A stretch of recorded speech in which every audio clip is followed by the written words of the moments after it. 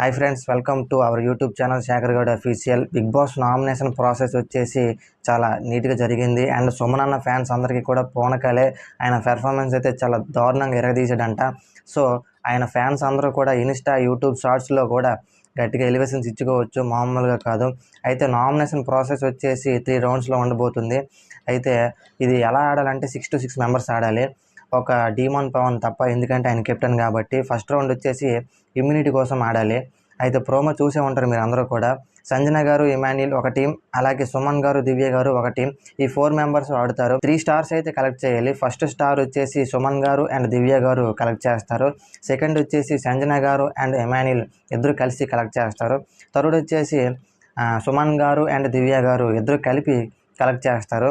So ఈ round win అయ్యింది ఎవరంటే సుమన్ గారు అండ్ దివ్య గారు.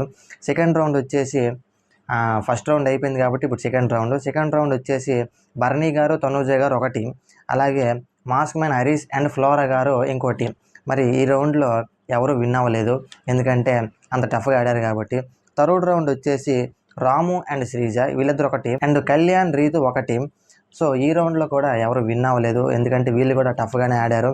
అండ్ ఫైనల్గా సెకండ్ టాస్క్ వచ్చేసి తనూజ అండ్ సుమన్ వీళ్ళిద్దరు ఒక టీం, అలాగే ఫ్లోరా అండ్ దివ్య వీళ్ళిద్దరు ఒక టీం. అయితే వీళ్ళల్లో గెలిచింది ఎవరు అంటే తనూజ గారు అండ్ సుమన్ అన్న గారు గెలిచారు. సో ఇప్పటి వరకు వీళ్ళిద్దరూ ఇమ్యూనిటీ అయితే పొందారు కాబట్టి వీళ్ళైతే నామినేషన్లో మరి ఉండరు. సో ఇది అసలు విషయం. కొత్త వీడియోతో మళ్ళీ కలుద్దాం. అంతవరకు బాయ్.